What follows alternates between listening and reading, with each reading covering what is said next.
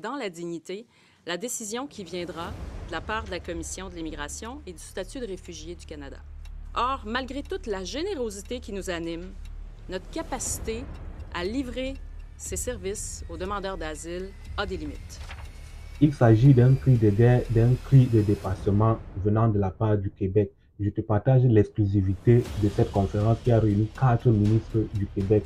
Vous allez les découvrir avec moi, ces 4 ministres qui sont en train de crier au ras-le-bol du fédéral contre le Québec concernant l'immigration en général et en particulier les demandes d'asile qui sont débordées au Québec.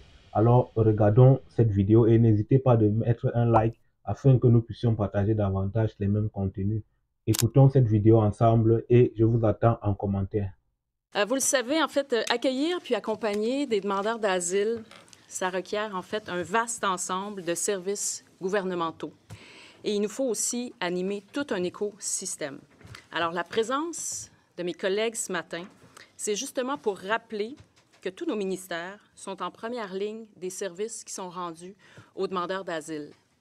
Et je peux vous dire que plusieurs autres ministres auraient pu se joindre à nous parce que plusieurs autres ministères accompagnent et soutiennent les demandeurs d'asile. Depuis plus d'1 an, notre gouvernement a multiplié les démarches auprès du gouvernement canadien concernant l'arrivée massive des demandeurs d'asile. Comme le premier ministre l'a rappelé dans sa lettre transmise à M. Trudeau le 17 janvier dernier, les Québécois forment un peuple généreux, un peuple accueillant et qui a une longue tradition humanitaire dont nous pouvons être très fiers.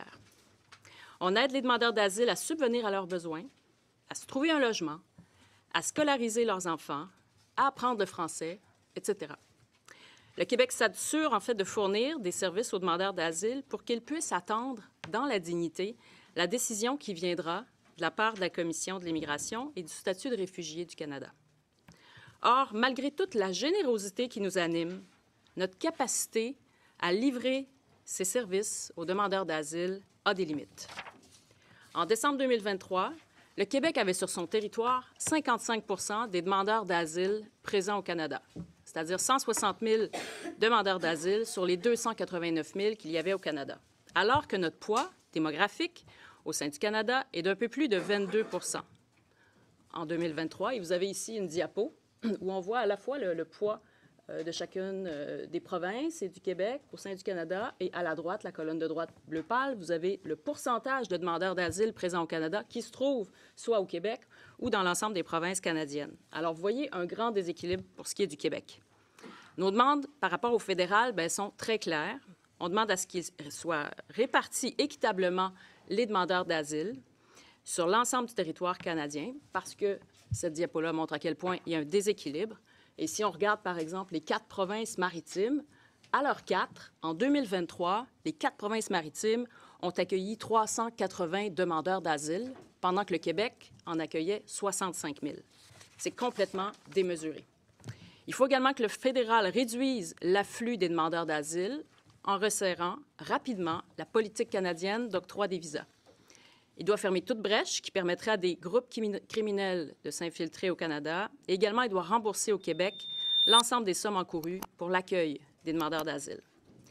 Le gouvernement du Canada, c'est le seul responsable de l'admission sur le territoire canadien des demandeurs d'asile. C'est pourquoi le fédéral doit mettre en place un plan durable pour que la proportion de demandeurs d'asile présents au Québec équivale à son poids démographique. Il doit s'assurer également d'une répartition équitable dans l'ensemble des provinces.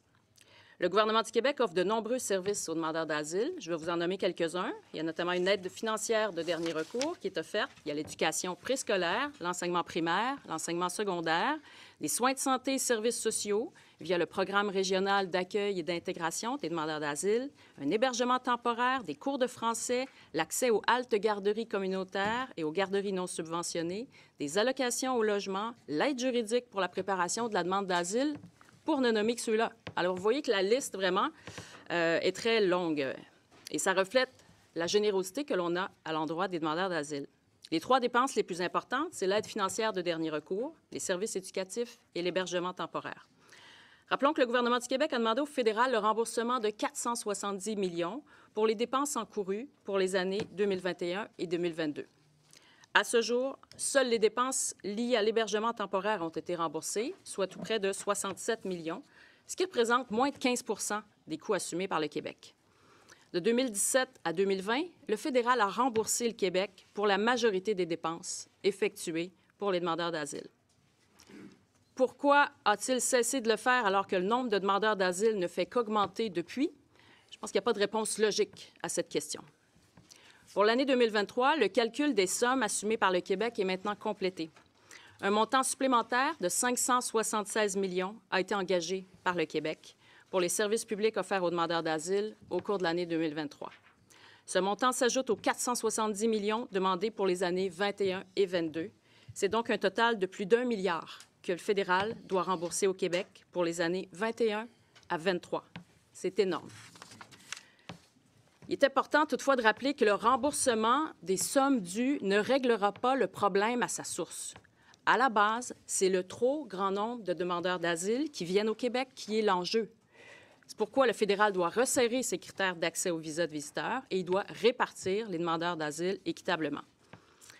La récente annonce fédérale de réserver 150 millions au Québec pour les dépenses de 2023, c'est loin d'être à la hauteur.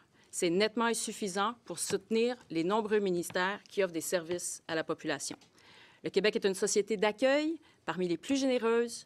On en est fiers et on honore nos engagements humanitaires, mais on ne pourra continuer à le faire que si on respecte notre capacité à livrer les services requis. Et cette condition-là, elle n'est plus respectée. Merci.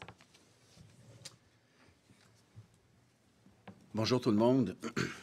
Alors, ma collègue Christine vous a parlé des sommes que représente l'accueil des demandeurs d'asile dans le réseau de l'éducation. Alors, je le répète, 305 millions depuis 2021. Juste pour l'année 2023, on parle de près de 140 millions pour scolariser donc les jeunes enfants demandeurs d'asile. Je veux être clair, le gouvernement Trudeau ne peut plus continuer à gérer les frontières comme il le fait présentement. Les capacités d'accueil du réseau de l'éducation ne sont pas infinies. Alors, je vais vous donner quelques chiffres. Actuellement, au Québec, donc en date du 24 janvier, il y a 1237 classes de francisation, ce qui représente de façon très conservatrice l'équivalent de 52 écoles primaires. 52 écoles primaires dédiées à l'accueil et à la francisation. Dans un contexte où nous vivons une importante pénurie d'enseignants, de personnel scolaire et de locaux, vous comprenez que ça met énormément de pression sur notre réseau. On s'approche du point de rupture.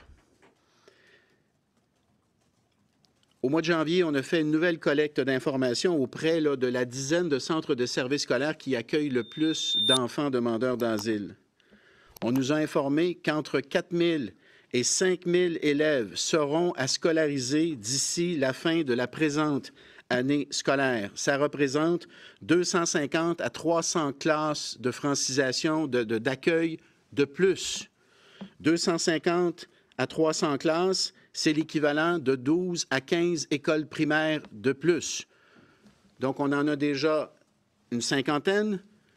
Et avec juste les enfants qui demandent à être scolarisés, là, c'est 12 à 15 écoles primaires en sus des 52 qui existent déjà pour la francisation et l'accueil. Ça, c'est avec les listes là, d'enfants à inscrire présentement. Là.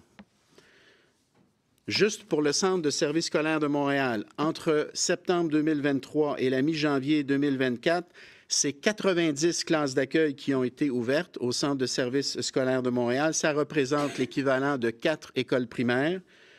Le Centre de services scolaires de Montréal reçoit environ 80 nouvelles demandes d'inscription par semaine. À ce rythme-là, d'ici la fin de l'année scolaire, c'est 3 à 4 nouvelles écoles primaires qu'il va falloir ouvrir. L'équivalent de 3 à 4 nouvelles écoles primaires qu'il va falloir ouvrir pour accueillir et franciser ces jeunes enfants demandeurs d'asile. Donc, une cinquantaine déjà qui existent. Juste avec les inscriptions de cette année, c'est 12 à 15 de plus. Et à l'intérieur de ce 12 à 15, là, on a 4 juste pour le Centre de services scolaires de Montréal, qui ont été ouvertes de septembre à janvier, et un autre 3 à 4 de janvier jusqu'à la fin de l'année. Et je vous rappelle, bien entendu, que chaque classe nécessite des ressources comme du personnel et des locaux. Alors, je le répète, on a atteint un point où on ne peut pas écarter la possibilité qu'éventuellement, on ne sera plus en mesure de scolariser les jeunes demandeurs d'asile qui nous arrivent. Et vous le savez, selon la loi sur l'instruction publique, l'État a l'obligation de scolariser ces enfants-là, mais la capacité du réseau, elle, n'est pas infinie. C'est grave ce qui se passe. On s'approche dangereusement du point de rupture et ça ne peut plus continuer comme ça. Puis je le répète, là, petite parenthèse, là, cette situation-là, ce n'est pas le choix des enfants. Les enfants subissent cette situation. Nous, on veut les scolariser. Puis c'est exceptionnel ce que le Québec a fait pour scolariser ses enfants demandeurs d'asile au cours des dernières années. C'est exceptionnel ce qu'on a réussi à faire. Mais là, ça ne peut plus continuer comme ça. La situation qu'Ottawa laisse perdurer depuis des années a un impact pas juste sur le personnel enseignant et sur les locaux, elle a un impact aussi sur les professionnels de l'éducation, les orthophonistes, les orthopédagogues, les psychologues, les psychoéducateurs, les éducatrices, le transport scolaire. Le fédéral n'en fait pas assez. Puis c'est pas juste une question d'argent, c'est important de le dire. Le montant qu'il nous donne pour couvrir ce que ça nous coûte ici au Québec est ridicule. Ça, c'est un fait. Il ne nous donne pas l'argent qui couvre les coûts de service. Mais ce n'est pas seulement une question d'argent, parce que rendu à la situation où on est présentement, on s'approche d'un point où nous n'arriverons plus à fournir les services aux personnes qui sont déjà sur le territoire québécois. Parce que nos ressources doivent se partager entre un nombre grandissant d'enfants. Donc oui, on a atteint un point critique. Le gouvernement Trudeau n'a plus le choix d'agir. Il faut qu'il prenne ses responsabilités et ça presse. Alors, je suis ici avec mes collègues pour faire le point sur les conséquences de l'augmentation constante des demandeurs d'asile au Québec. Depuis 3 ans, une forte pression est mise sur le système d'aide de dernier recours par l'arrivée massive des demandeurs d'asile. Je rappelle qu'au Québec, les demandeurs d'asile sont admissibles à une aide financière de dernier recours à travers le programme d'aide sociale, selon certaines modalités. Le problème aujourd'hui, c'est qu'on observe une hausse fulgurante de demandeurs prestataires de ce programme et le gouvernement fédéral ne semble pas le prendre au sérieux.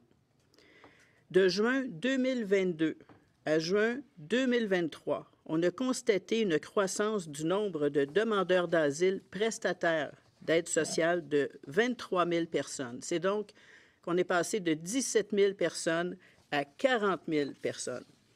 Alors que le nombre total de prestataires au programme d'aide sociale, le programme d'aide de dernier recours, a de son côté augmenté de 24 000 personnes. On voit donc que la hausse des prestataires, des adultes, d'une année à l'autre, est presque entièrement attribuable à l'arrivée massive des demandeurs d'asile sur notre territoire québécois. À ce jour, rien ne laisse présager que la situation va s'améliorer. Alors, parlons des nouvelles demandes d'aide financière qu'on traite à mon ministère. Le mois de janvier vient de se clore avec une hausse de 11 % de nouvelles demandes à l'aide sociale en provenance des demandeurs d'asile comparativement à janvier 2023. 11 % de plus que l'année précédente, alors que le chemin Roxham est fermé. Les demandes d'aide de dernier recours se multiplient tous les mois depuis 1 an maintenant. Et c'est une tendance lourde qui ne fléchit pas. Le Québec se fait un devoir d'être accueillant. C'est dans notre ADN, mais nos services ont des limites et le gouvernement fédéral ne les respecte pas. Ultimement, ce sont les contribuables qui payent. La facture à l'aide sociale pour la remise des chèques aux demandeurs d'asile est passée de 69 millions de dollars à 370 millions de dollars entre 2021 et 2023. Une facture qui a plus que quadruplé en 2 ans seulement. Où serons-nous rendus l'an prochain si la politique d'immigration du gouvernement fédéral ne change pas?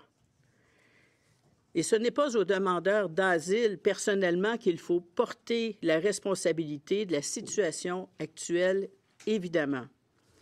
On a le devoir, comme nation québécoise, de soutenir ces personnes qui ont traversé des conditions difficiles pour venir jusqu'ici. Mais ce qu'il faut garder à l'esprit, c'est que la politique actuelle du gouvernement fédéral n'est pas viable pour le Québec. L'augmentation incontrôlée du nombre de demandeurs d'asile sur le programme d'aide sociale nous conduit droit dans le mur. Le gouvernement de la Coalition Avenir Québec, le gouvernement de la CAQ, ne veut pas et ne va pas tolérer qu'on efface les progrès de la société québécoise. Il est temps que le gouvernement fédéral cesse de laisser nos frontières complètement ouvertes. Le gouvernement fédéral doit prendre ses responsabilités et rembourser le Québec. Merci. Merci. Au moment où on se parle, c'est comme si la fermeture du chemin Roxham avait été remplacée par une passoire dans nos aéroports. C'est comme si le gouvernement fédéral avait perdu le contrôle de ses frontières. On peut se demander même si c'est un choix, parce qu'il pourrait reprendre le contrôle de ses frontières. Comme il a pu fermer le chemin Roxham, il peut changer la donne aussi dans les aéroports. Mais il doit le faire. La démonstration a été faite par mes collègues de manière limpide. Ça ne peut plus durer. On s'approche d'une crise qui pourrait devenir une crise humanitaire si on n'était plus capable de donner les services. Et on vient de faire la démonstration ici, là. C'est très grave. L'attitude de passivité du gouvernement fédéral doit absolument cesser parce que nous leur parlons, nous leur expliquons les choses, ils comprennent, mais ne changent pas la donne alors qu'ils ont le pouvoir de le faire.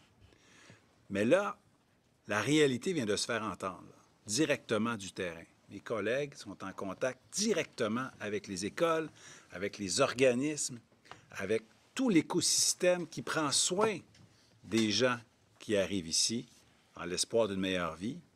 Ces demandeurs d'asile-là ne sont pas des personnes qui sont responsables de ce qui arrive ici.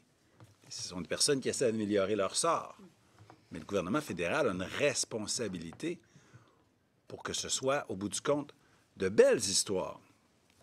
Sauf que là, en ce moment, on a l'impression que le gouvernement fédéral prend des décisions qui sont basées sur de belles idéologies bienveillantes, mais qui se butent au mur du réel. Le nombre est tout simplement trop élevé. Le nombre de demandeurs d'asile est tout simplement trop élevé au Québec.